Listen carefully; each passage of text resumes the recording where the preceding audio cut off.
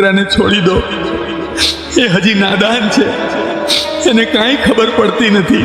અને તમે મને 3 પેઢીથી ક્યાંય વિસામો નથી આપ્યો. અને તમે આજકાલના આવેલા દેવને મારા પહેલા આપણા ખેતરમાં બેસાડી દો. તો તમને શું લાગે છે કે હું સધી કોઈને બેસવા દઉં એમ છું? કથાને પૂરેપૂરી સાંભળજો અને વિડીયો પસંદ આવે તો વિડીયોને લાઈક કરજો અને ચેનલને સબસ્ક્રાઈબ કરજો અને શ્રદ્ધા ભાવથી કમેન્ટમાં જય સધીમાં અને જય સિકોતરમાં લખવાનું ભૂલતા નહીં. તો ચાલો મિત્રો, શ્રદ્ધા અને વિશ્વાસ સાથે શરૂ કરીએ આ અદ્ભુત રહસ્યમય મહાકથાને. મિત્રો, ઘણા સમય પહેલાની આ વાત છે. ધોળકામાં નાથાજી ઠાકોરનું ઘર આવેલું હતું. તેઓ ખેતી કરીને પોતાનું જીવન ગુજરાન ચલાવતા હતા અને નાથાજી પોતાની જિંદગી ખુશીથી જીવી રહ્યા હતા. અને એમના ઘરે સધીમાં જેવી દેવી પૂજાય છે. અને આમ કરતાં કરતાં સમય પસાર થતો ગયો અને નાથાજીનો એકનો એક દીકરો દેવો હવે જવાન થઈ ગયો છે. ત્યારે નાથાજીને દીકરાના સપનની ચિંતા થાય છે. એટલે નાથાજી એમની સધી માતાને પ્રાર્થના કરતા કહે છે કે મારા દીકરાનું ક્યાંક ગોઠવાઈ જાય ને તો ઠીક. આમ પછી તો થોડા જ દિવસોમાં આ નાથાજીના દીકરાનું સધીમાની કૃપાથી સારું એવું સપન આવે છે. આમ નાથાજી એમના એકના એક દીકરાને પરણાવી નાખે છે. અને ત્યારે મિત્રો, આ દેવો એની પત્ની સાથે લગ્ન કરતા તો કરી નાખે છે, પણ બંને વચ્ચે જરાય રાગ આવતો નથી અને નાની નાની વાતોમાં બંને લડી પડે છે. મિત્રો, દેવા અને તેની પત્ની વચ્ચે વારંવાર થતા ઝઘડાને લઈને નાથાજી અને એમની પત્ની હંમેશા આ વાતની ચિંતામાં રહેતા હતા. તેઓ વિચારતા કે આપણા એકના એક દીકરાને રંગે સંગે તો પરણાવી દીધો, પણ આપણા ભાગ્ય ફૂટેલા છે કે આ બંનેને તો ઝઘડા મળતા જ નથી. અને કોણ જાણે, કોઈક દિવસ આ બંનેનો ઝઘડો ક્યારેક મોટું વિકરાળ સ્વરૂપ ધારણ ના કરી નાખે, એની તેમને હંમેશા ચિંતા રહી છે.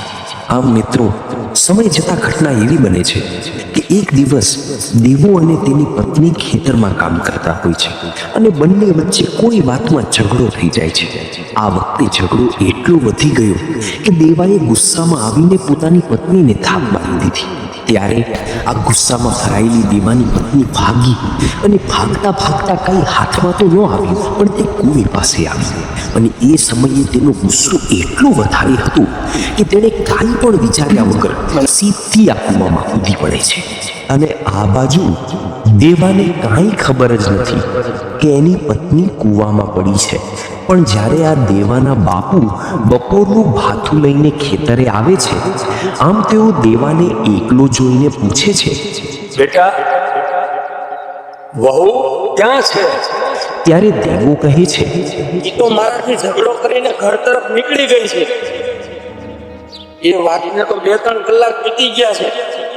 બેટા, વહુ તો ઘરે આવી નથી. ઘરે નહીં આવી છે તો કોઈ પાડોશીના ઘરે બેઠી હશે. થોડા સમયમાં આવી જશે. બાપુ, હું તો હવે એનાથી કંટાળી ગયો છું. ત્યારે ભાથું આપીને દેવાના બાપુ પાણી ભરવા માટે કૂવા પાસે જાય છે. અને કૂવામાં જેવી નજર કરીને જોયું ને, એની સાથે તો આ દેવાના બાપુએ રાડ પાડી. અને ત્યારે તેમની રાડ સાંભળીને આ દેવો ભાગતો ભાગતો કૂવા પાસે આવે છે. અને કૂવામાં જઈને જુએ છે તો તેની પત્ની કૂવામાં પડી છે અને તે મૃત્યુ પામી છે. તે પાણીમાં ઊંધી તરતી દેખાય છે. અને ત્યારે તેના દેહને બહાર કાઢવામાં આવે છે અને તેનો અગ્નિ સંસ્કાર કરવામાં આવે છે. ગામમાંથી આ અંતિમ યાત્રામાં જોડાયેલા બધા માણસો કહે છે કે દેવાએ જાણી જોઈને તેની પત્નીને મારી નાખી હશે. અને આમ કરતા કરતા 5-1 વર્ષ વીતી ગયા. અને એક દિવસ દેવાના સપનામાં આ કૂવામાંથી અવાજ આવે છે, દેવા, મને ક્યાંક વિસામો આપ. મને આમ ભટકતી ન રાખ. હવે હું સિકોતર થઈ છું. મને સિકોતરના નામથી ઓળખજે. ત્યારે દેવાને આવું સપનું આવતા તે સવારે વહેલો ઉઠીને તે સપનાની વાત તેના બાપુ નાથાજીને કહે છે. ત્યારે નાથાજી કહે છે, જો ખરેખર આવું જ હોય તો આપણા ઘરના બધાના સપને આવી અને આ સિકોતર વાત કરે ને તો આપણે તેને બેહાડીએ. બાકી તો આમ સીધું કોઈને બેહાડી ન શકાય. આમ પછી તો કહેવાય છે કે તેના આખા પરિવારના સપનામાં આવે છે. અને ત્યારે નાથાજી અને તેમની પત્ની બધા ભેગા મળી અને કૂવાના કાંઠે આવેલા લીમડાના ઝાડ નીચે એક ભુવાને બોલાવી અને આ સિકોતરને નામ આપી અને તેનું સ્થાન આપે છે. અને એ ઘટાદાર લીમડાના ઝાડ નીચે તેને બેસાડે છે અને તેની સ્થાપના કરે છે. પછી તો અમુક દિવસો વીત્યા અને આ ઘટાદાર લીમડાનું વૃક્ષ આપોઆપ સુકાઈ જાય છે. ત્યારે આ નાથાજી અને એમનો દીકરો દેવો બેઠા બેઠા વિચાર કરે છે, બાપુ, આ લીમડાના ઝાડ નીચે હું નાનો હતો ને ત્યારથી રમી રમીને મોટો થયો છું. આ લીમડાને પાણી પણ ભરપૂર મળે છે, તો પછી આમ આ લીમડો એકાએક સુકાઈ કેમ ગયો છે બાપુ? ત્યારે દીવાની માં કહે છે, વાના બાપુ, માનો કે ના માનો, પણ આ સિકોતરને બેહાડીને એમાં મને કંઈક આંટી લાગે છે અને જરૂર કંઈક વાંધો પડ્યો છે, અને એટલે જ તો આ લીમડો સુકાઈ ગયો છે. ત્યારે નાથાજી કહે છે, જેવા એક કામ કર, તું અત્યારે જ જા અને એ ભુવાને ફરીથી બોલાવી લાવ. ત્યારે ફરી દેવો એ ભુવાની પાસે જાય છે અને તેને લઈને પાછો પોતાના ઘરે આવે છે. ત્યારે નાથાજી ભુવાને પૂછે છે, હે ભુવાજી, તમે શિકોતરને અહીં બેસાડી તો છે, પરંતુ તેમાં કાંઈક આંટી તો નથી ને? ત્યારે ભુવાજી નાણાં જોઈને કહે છે, નાથાજી, આ લીમડા હેઠે શિકોતર તો બેઠી જ નથી. માતા સધીએ એને અહીંયા બેસવા દીધી જ નથી, અને માતા સધીએ જ આ લીમડાને સૂકવી નાખ્યો છે.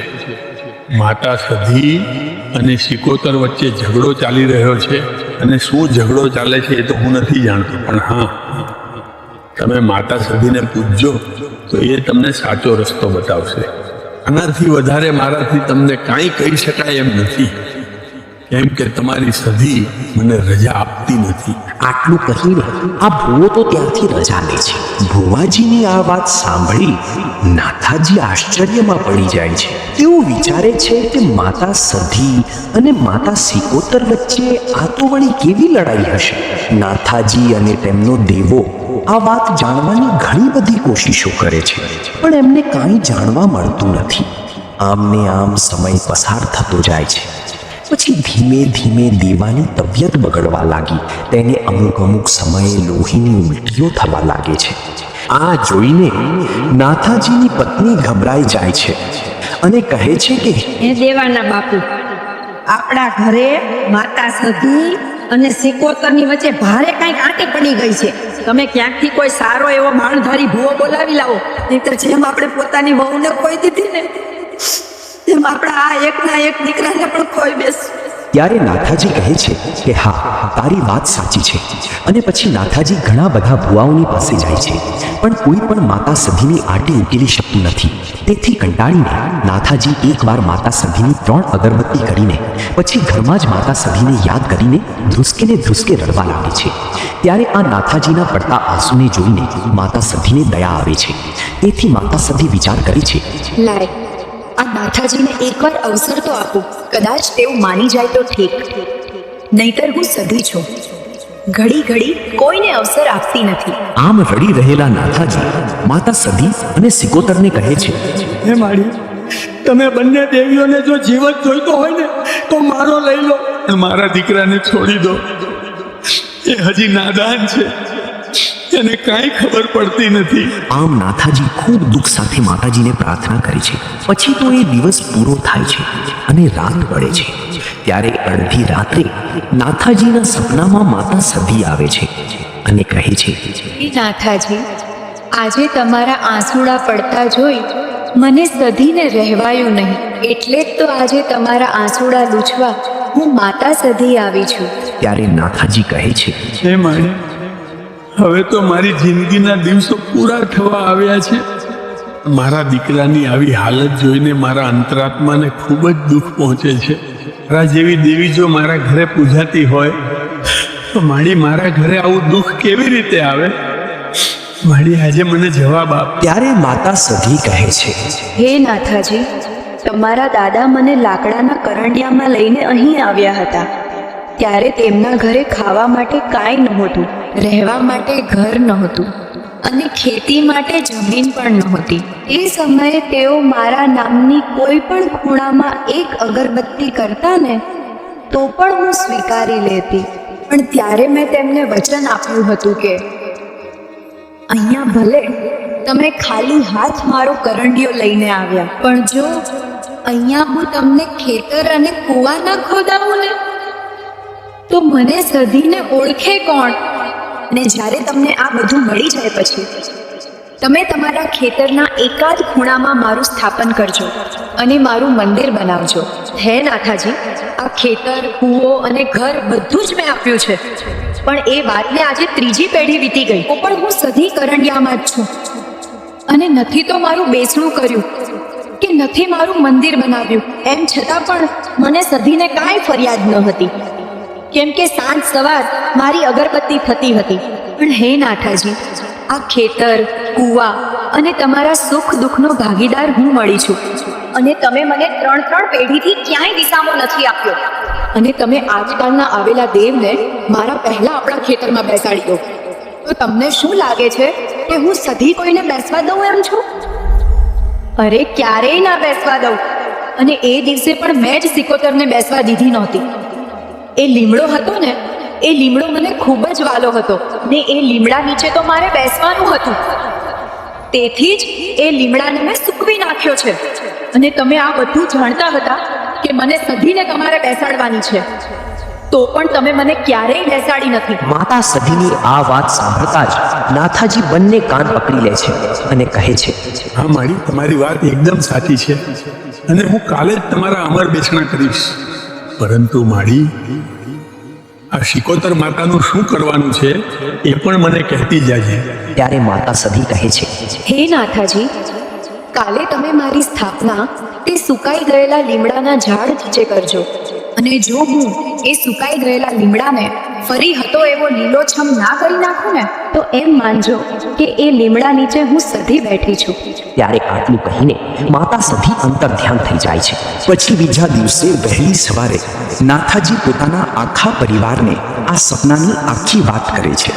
પછી પેલા ભુવાને બોલાવે છે અને કહે છે, વાજી, તમે જે લીમડાના ઝાડ નીચે સિકોતરને બેસાડ્યા હતા, ત્યાં તે નથી બેઠા. વાજી, હવે તમે ત્યાં માતા સધીના બેસણા કરો અને પછી માતા સિકોતરને બેસાડજો.